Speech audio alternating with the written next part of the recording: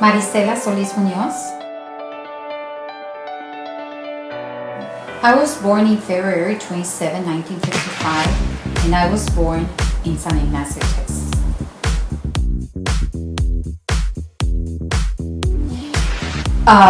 My house, it had 3 bedrooms. It had a hallway,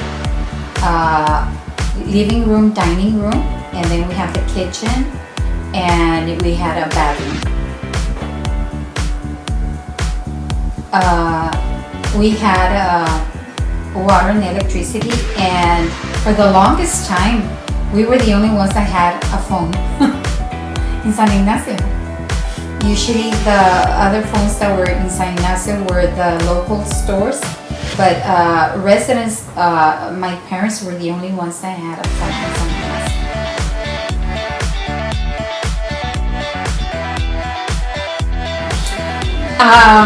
My family members, of course, it was my mom, my dad, and we were 5 girls and 1 boy. And we were all very different. I mean, I'm the youngest of the family. My oldest sister, Marina, she was laid back. She would never argue. She was, all heart. Gloria is the second one. She was more the dominant type. Like, she was the second in the family, and she learned how to drive first than my oldest sister. She was a lot more the dominant. My sister Lydia, my sister Lydia, she's the one that I'm very, as of now, I'm the closest to her. She remembers that when I was born, she used to love to take care of me. And that one time my mother was taking a shower and I was in the baby crib and I was asleep, and she just felt like she wanted to carry me. And she picked me up from the crib and she started rocking me in the rocking chair. And she said that she did it so fast and so hard that she flipped over and I fell. That I started crying. And that my mom started asking me, "What's wrong with the baby?" "I don't know, but I'm gonna pick her up so she can quiet down." And she tells me, and I tell her, "Oh my God, that's the way you used to take care of me,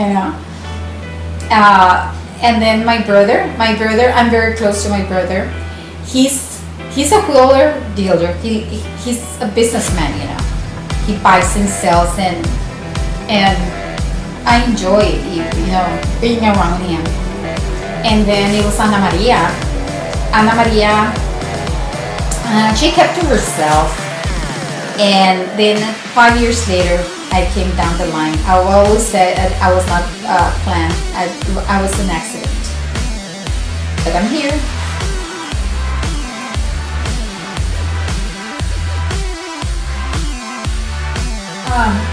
In San Ignacio, while I was growing up, there was only one TV, and we usually would see it at night before going to bed. Usually we would play outside. Most of the time we were outside playing, and my best place to play was an arroyo that was behind our house. It was adjacent to the lot in my house, which we called it Naja. We would go swimming there. We would play in the barrancos, and we could spend the whole day at the Tinaja. And the other thing that I used to like to do a lot was climb trees.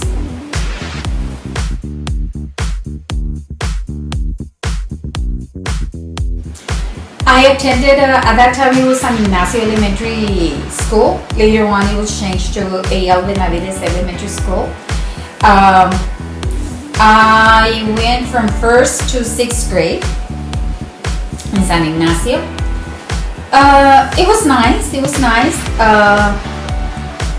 All of the neighborhood kids, we would all get together and we would walk to school every day.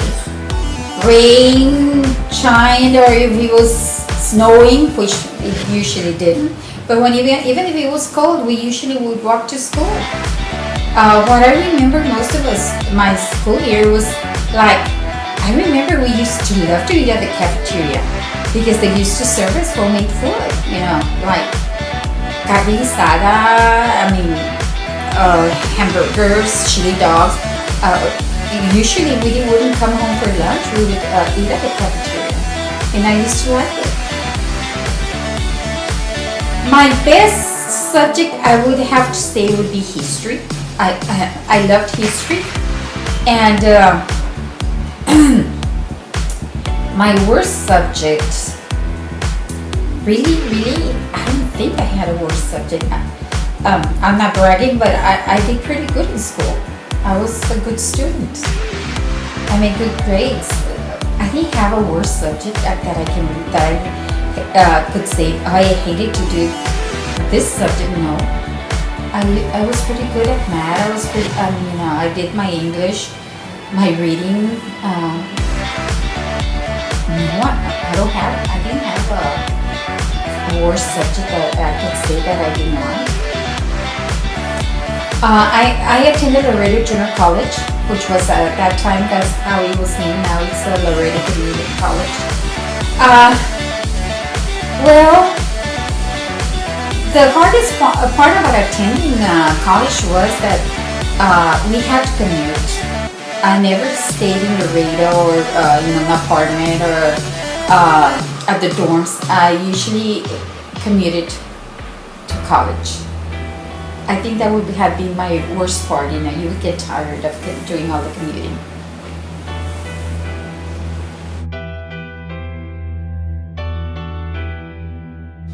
Oh yes. When I was growing up in the 70s, mini skirts, hot pants, the hip hoggers, and always the fade. That was the number one hairdo.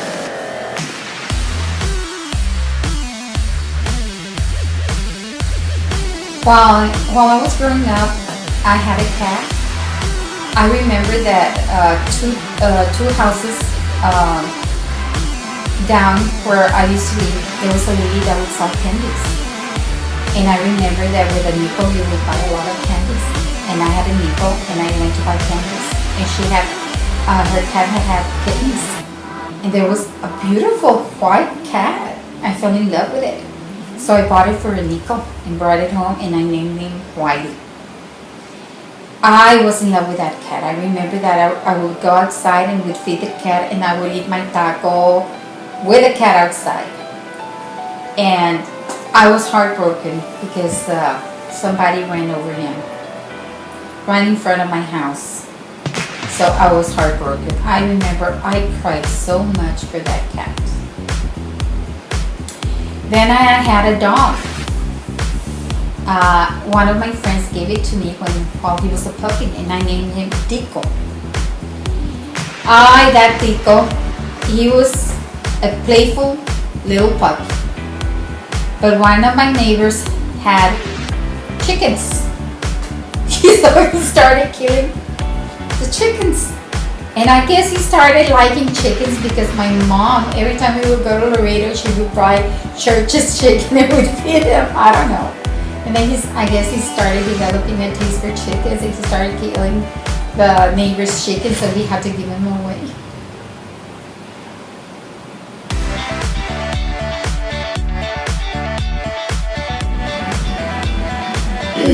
Javier he was kind of quiet, but he was very responsible. He would make me laugh.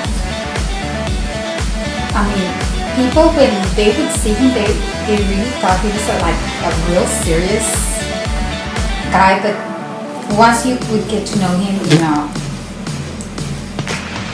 he would make you laugh. He was a lot of fun. What I admired about him was that he was hardworking. He was a great dad, a great husband, and family always came first. We had a good marriage. We had a good life together.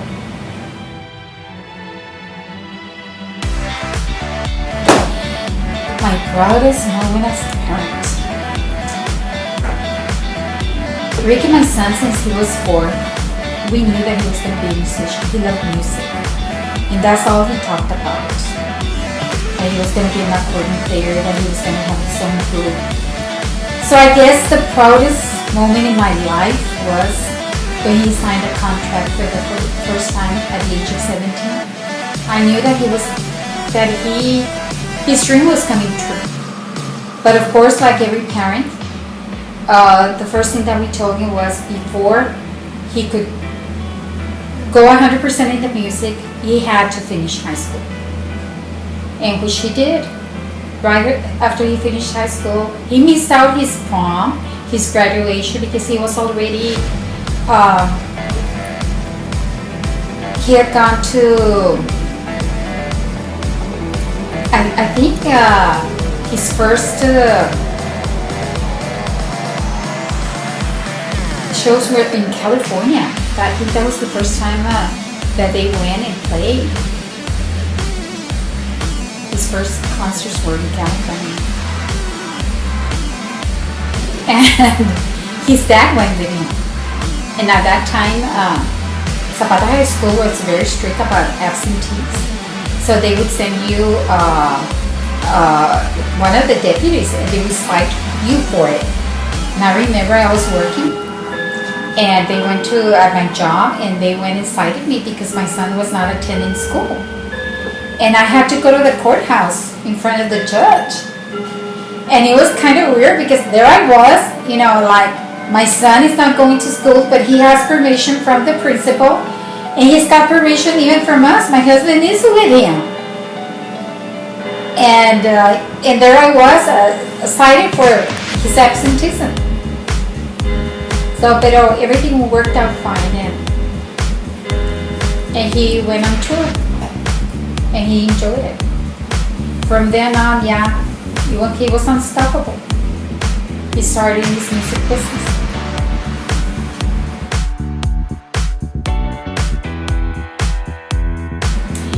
My profession was banking. I started working on June 1st, 1974 at Zapata National Bank. I started as an executive secretary. I had always liked business, I had the record in typing, in the words per minute that I would type. I had the record with the adding machine. I could do 255 numbers per minute.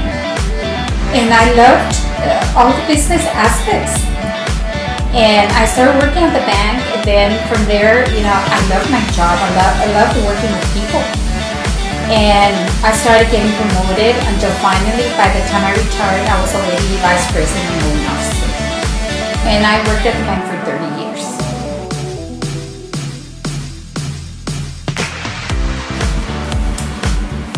My parents,